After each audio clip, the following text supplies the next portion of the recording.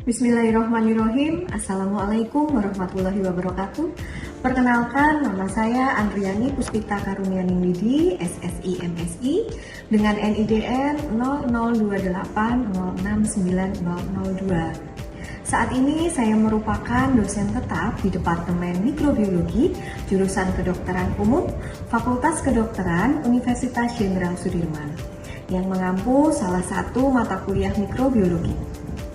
Di dalam video ini, saya akan memaparkan salah satu mata kuliah mikrobiologi yang saya ampu, yaitu pada blok 2.4, Bridging to Clinical Medical Science, yang mana nanti pada blok ini akan dijelaskan proses pembelajaran sampai dengan assessment. Nah, untuk mencapai tujuan akhir pembelajaran, saya menggunakan teknik DIA, yaitu Delivery, Interaction, and Assessment. Delivery sendiri berkaitan dengan bagaimana cara saya menyampaikan materi perkuliahan agar mudah dipahami oleh mahasiswa. Tentu saja saya mengacu pada RPS yang telah saya buat sebelumnya. Berikut ini merupakan outline RPS dari blok 2.4, yaitu Bridging to Clinical Medical Science.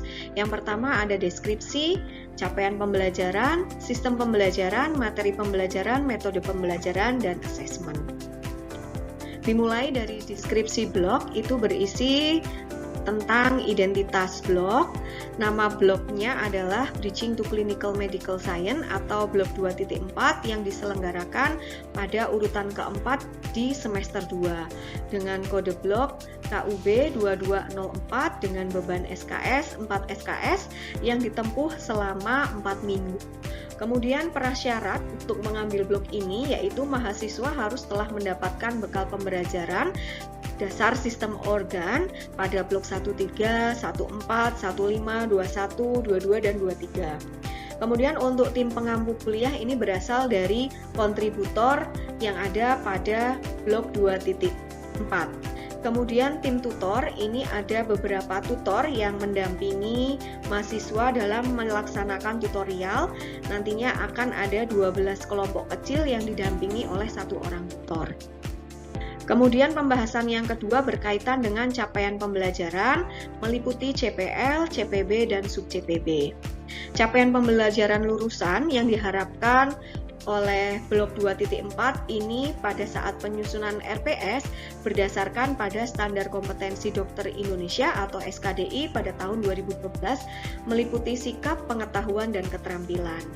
Kemudian tujuan umum untuk blok 2.4 yaitu mempelajari proses patogenesis dan patofisiologi gejala dan tanda pada masalah kesehatan atau disorder secara umum. Kemudian tujuan akhir blok yang diharapkan adalah mahasiswa mempunyai landasan pengetahuan dan keterampilan untuk mempelajari proses patogenesis dan patofisiologi masalah kesehatan atau disorder secara lebih spesifik dan mendalam pada blok sistem organ atau tingkatan selanjutnya. Nah, berikut ini merupakan capaian pembelajaran lulusan yang dibebankan pada blok 2.4 mulai dari sikap, pengetahuan, dan keterampilan umum. Kemudian dari capaian pembelajaran lulusan ini nanti akan diturunkan kepada capaian pembelajaran blok yang terdiri dari aspek sikap, pengetahuan, dan keterampilan. Sikap yang dibebankan pada pembelajaran blok ini ada 3, dimulai dari kode 241 sampai dengan 243. Kemudian pengetahuan yang akan dicapai pada blok 2.4 yaitu mulai dari kode 241 sampai dengan kode 250 yang mana mahasiswa mampu menjelaskan aspek ilmu kedokteran dasar mengenai konsep umum penyakit sampai dengan menjelaskan aspek ilmu kedokteran dasar mengenai terapi medikamentosa. Kemudian untuk aspek keterampilan ini ada 3 dengan kode 241 dan 242 serta 243 yang mana nanti mahasiswa akan mempraktikkan proses identifikasi pada sediaan patologi anatomis, kemudian mempraktikkan prosedur pemeriksaan laboratorium mikrobiologi, serta mempraktikkan berbagai prosedur pemeriksaan dan pengukuran di laboratorium farmakologi. Kemudian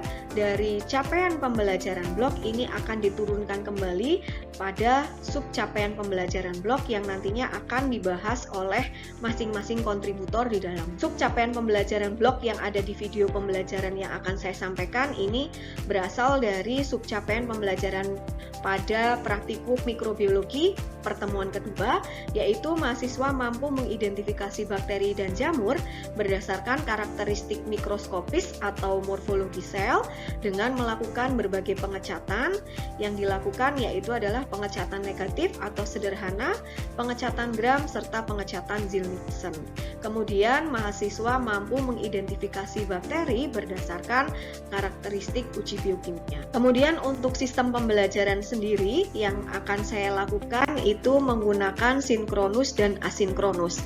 Sinkronus yang saya lakukan ini dengan tatap muka, nantinya akan saya paparkan pembelajaran pada saat praktikum. Kemudian asinkronus ini melalui LMS yang dimiliki oleh Unsud. Dalam hal ini Unsud memiliki LMS Eldiru yang mana nanti digunakan untuk mengunggah materi perkuliahan beserta referensinya, kemudian penugasan, kuis, serta diskusi. Selain itu saya juga menggunakan YouTube channel milik saya, Andriani Puspita, yang saya gunakan untuk mengunggah video pembelajaran yang mendukung pembelajaran praktikum. Berikut ini adalah link yang bisa diakses untuk melihat LMS serta YouTube channel. Kemudian untuk materi pembelajaran ini berasal dari kontributor, yang mana ada beberapa kontributor di dalam blog ini. Ada dari patologi anatomi yang akan membahas konsep umum penyakit, adaptasi sel, jejas dan kematian sel, inflamasi dan imunologi, perbaikan jaringan, regenerasi dan fibrosis, kemudian penyakit infeksi dan parasit dan penyakit imun, neoplasia, kelainan genetik dan gangguan pertumbuhan, kelainan hemodinamik, tromboemboli dan shock, patologi lingkungan dan nutrisi, serta praktikum yang dilaksanakan dalam 3 kali tatap muka. Kemudian untuk kontributor dari Departemen Mikrobiologi nantinya akan membahas terkait konsep dasar infeksi dari aspek mikrobiologi, kemudian mikrobiologi agen infeksi yang membahas terkait virus, bakteri, dan jamur. Kemudian ada pengelolaan spesimen serta teknik dasar pemeriksaan bakteri dan jamur yang dilaksanakan dalam 2 kali tatap muka. Kemudian untuk Departemen Parasitologi ini nanti akan membahas parasitologi umum serta dasar-dasar metabolisme parasit. Dari Departemen Biokimia dan Patologi Klinik hanya membahas 1 materi pembelajaran, yaitu radikal bebas, antioksidan, dan xenobiotik. Kemudian dari Departemen Patologi Klinik ini dasar-dasar pemeriksaan laboratorium klinik, dan dari Departemen Radiologi akan membahas terkait dasar-dasar pemeriksaan radiologi serta jenis pemeriksaan radiologi dan pembacaan radiologi normal. Kemudian untuk Departemen Farmakologi ini akan memberikan beberapa materi pembelajaran dimulai dari pengantar farmakologi 1 dan 2, farmakokinetika obat atau pemberian obat pada hewan coba, farmakodinamika obat, efek samping obat, interaksi obat. Kemudian untuk persepan dan praktikum farmakologi 1 dan 2 ini nantinya akan dilakukan keterampilan yang dilaksanakan pada laboratorium. Kemudian pembahasan yang kelima berkaitan dengan metode pembelajaran yang digunakan dalam blok ini. Yang pertama yaitu ada komunikasi awal blok yang dilakukan oleh PIC blok, kemudian perkuliahan secara kelas besar, nantinya akan membahas sub CPB dari kontributor yang terlibat di dalam blok. Kemudian ada praktikum yang dilaksanakan di laboratorium yang terbagi menjadi kelompok kecil dalam beberapa gelombang. Kemudian nanti akan dilakukan juga diskusi kelompok yang terbagi menjadi kelompok kecil yang membahas kasus terkait konsep dasar penyakit dari segi patologi anatomi, mikrobiologi, serta parasitologi. Dan di akhir blok ini nanti akan dilaksanakan monitoring evaluasi yang dilakukan oleh semua pihak yang terlibat di dalam blok, baik mahasiswa, dosen pengampu kuliah, kemudian tutor, serta PIC dan administrator yang akan membahas atau memonitoring terkait buku panduan, performa pengampu kuliah dan tutor, kecukupan sarana prasarana, penyelenggaraan asesmen, serta penyelenggaraan dan manajerial blok secara keseluruhan. Kemudian untuk metode asesmen yang digunakan ada 3 cara, yaitu yang pertama dengan MCQ MCQ. Ini materi yang diujikan berasal dari materi perkuliahan kelas besar pada tiap kontributor dengan menggunakan CBT. Kemudian ada ujian identifikasi, materi yang diujikan berasal dari materi praktik, yang mana nantinya pada ujian identifikasi menggunakan preparat atau menggunakan slide. Kemudian ujian SOCA atau Student Oral Case Analysis, ini penilaian terhadap mahasiswa dalam menganalisis suatu kasus, kemudian mahasiswa mempresentasikan atau menjelaskan hasil analisis dari kasus tersebut. Kasus yang diujikan ini berasal dari topik yang dipelajari, jadi dalam proses assessment ini penilaian dilakukan secara objektif. Berikut ini adalah komponen penilaian dari masing-masing aspek, yaitu MCQ sebesar 50%, kemudian untuk ujian SOCA komponen penilaiannya dengan bobot 25%, serta ujian identifikasi juga dengan bobot 25%. Dan berikut ini adalah sebaran nilai untuk menentukan kelulusan mahasiswa. Baiklah, mari kita saksikan cuplikan video pembelajaran praktikum mikrobiologi pada pertemuan yang kedua. Assalamualaikum warahmatullahi wabarakatuh. Waalaikumsalam warahmatullahi wabarakatuh. Selamat datang kembali di laboratorium mikrobiologi. Hari ini kita akan praktikum untuk pertemuan yang kedua. Namun sebelum mulai praktikum, alangkah lebih baiknya kita berdoa terlebih dahulu, berdoa menurut agama dan kepercayaan masing-masing, berdoa. Cukup? Nah, untuk pertemuan yang kedua, ini nanti kita akan membahas terkait identifikasi sel ya, dari bakteri maupun jamur. Jadi capaian pembelajaran kita pada praktikum hari ini adalah mahasiswa mampu mengidentifikasi bakteri dan jamur berdasarkan karakteristik mikroskopis. Dalam hal ini berarti yang diamati apa nih? Selnya. Kalau kemarin yang diamati adalah koloninya. Nah, gimana cara mengamati morfologi koloninya? Kemarin sudah kita amati secara langsung. Berbeda dengan morfologi sel. Berarti kalau morfologi sel harus dibantu dengan adanya mikroskop. Nah, sebelum kita mengamati di bawah mikroskop ada langkah tersendiri, yaitu dengan cara berbagai macam pengecatan. Ada yang dinamakan pengecatan negatif atau pengecatan sederhana, kemudian ada pengecatan gram, ada pengecatan Siemens. Uji biokimia itu apa? Tujuannya untuk apa? Ada yang tahu? Ya, silakan. Apa deh? Mempertegas hasil pemeriksaan terhadap spesies bakteri. Ya. Nah, untuk pewarnaan gram, jadi pewarnaan gram itu merupakan teknik diferensial. Jadi pewarna diferensial. Diferensial membedakan antara bakteri gram positif dengan bakteri gram negatif. Nanti bedanya di mana? Nanti akan kita bahas satu persatu ya. Jadi nanti karena kita menggunakan pewarnaan gram yang disebut dengan teknik pewarna diferensial, berarti zat warna yang digunakan ada lebih dari satu macam. Di sini pakai dua macam zat warna. Yang pertama adalah kristal violet, yang kedua adalah safranin. Berbeda dengan yang pewarnaan sederhana. Pewarnaan sederhana hanya memakai satu macam zat warna saja.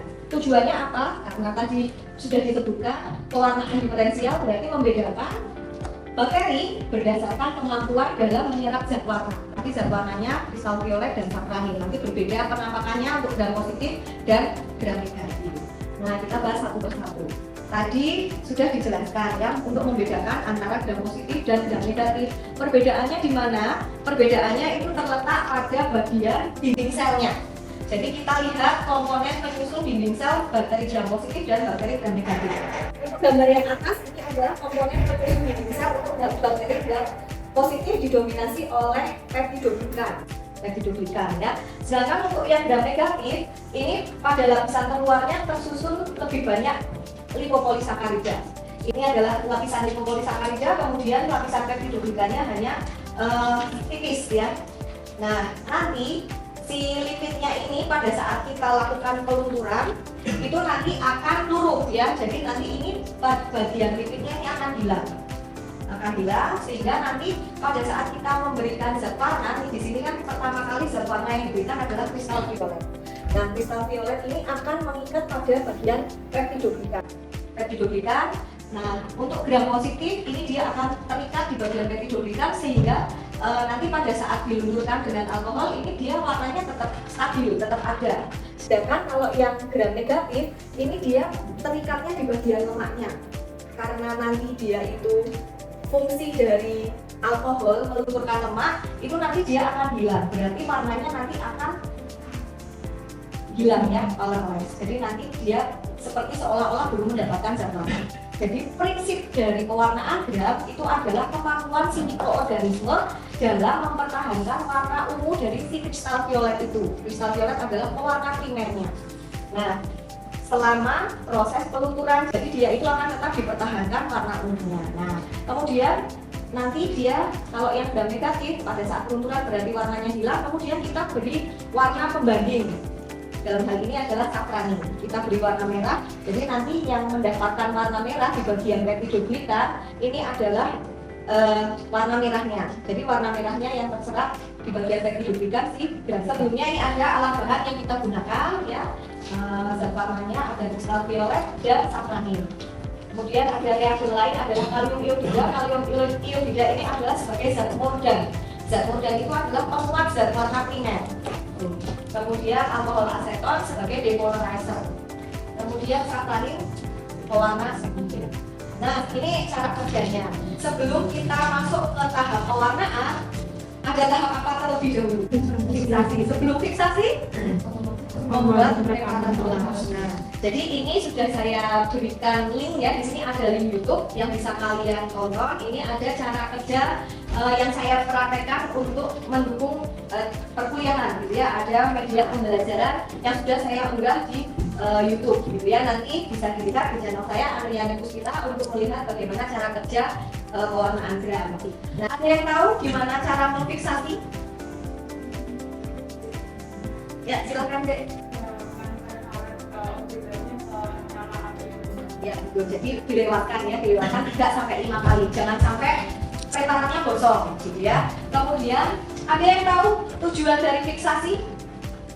Tujuan dilakukan fiksasi itu apa? Ya, silakan, Selsa.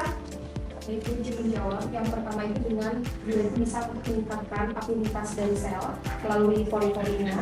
Kemudian yang kedua itu melekatkan zat warna pada sel. Kemudian yang ketiga itu dia memfiksasi atau melakukan sisa tersebut tapi tidak merusak sampai ke organ selnya. Ya, betul ya. Jadi tujuannya ada 3 ya.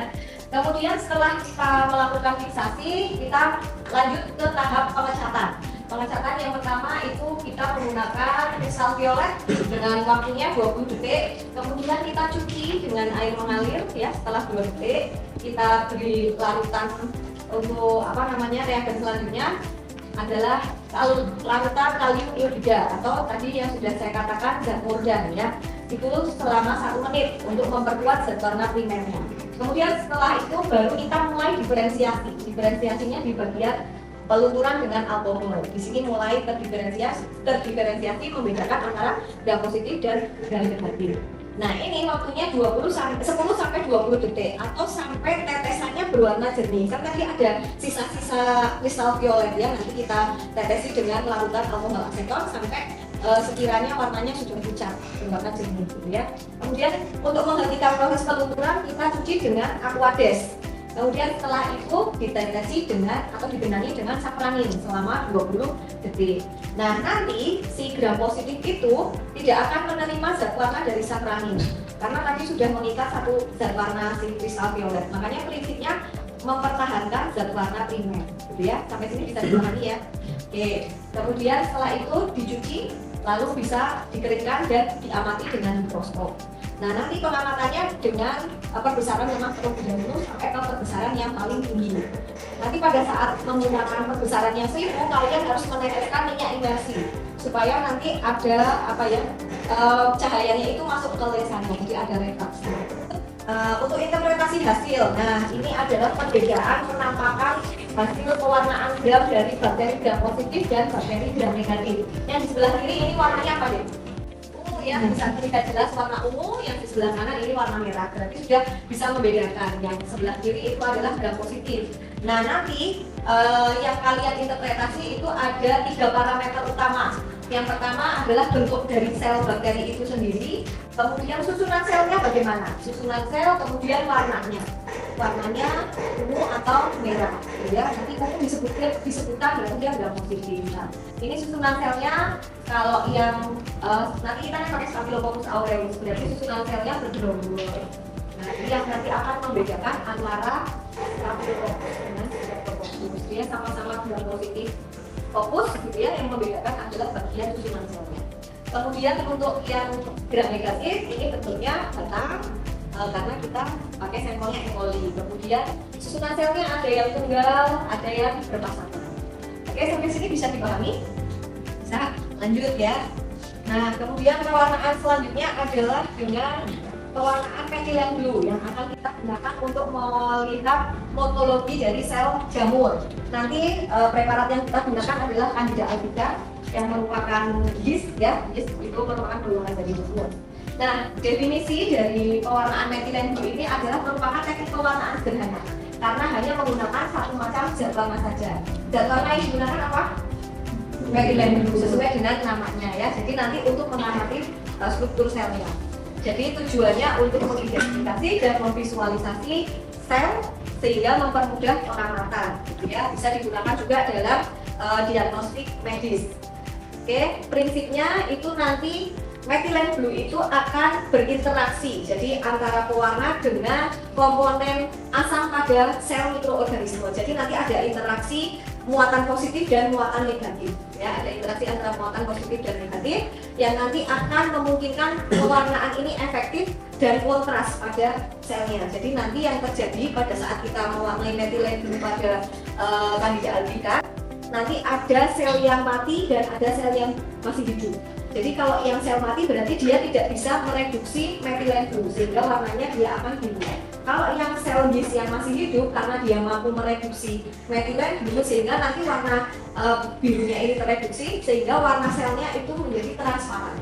Nah, ini sampai sini bisa dipahami? Oke, lanjut ya. Nah, ini interpretasi hasilnya. Ini ada perbedaan gambaran sel untuk yang sel yeast yang masih hidup. Ini adalah sel yang warnanya transparan ya, karena dia mampu mereduksi metilen blue. Sedangkan yang warna biru ini sel yeast yang sudah mati, gitu ya, karena dia tidak mampu mereduksi adanya zat warna metilen blue. Jadi nanti yang kalian identifikasi adalah bentuknya, bentuk selnya, serta warnanya. Ada uji indol. Prinsipnya ketika si indol itu digabungkan dengan reagen Kovac. Reagen Kovac nanti yang akan kalian teteskan ya, nanti akan berubah dari kuning menjadi warna merah ceri, gitu ya, di bagian permukaan medianya ini di atas ya, di bagian atas, karena si amil alkohol ini tidak larut di dalam air dan warna merah ini akan terbentuk pada lapisan berminyak di bagian atas medium cair. Cara kerja yang sesungguhnya kita harus menyiapkan dulu, kita inokulasikan dulu, biarkan ke media cair, medianya namanya media tritopan. Kemudian kita inkubasi selama 18 sampai 24 jam dengan suhu 36 derajat Celcius.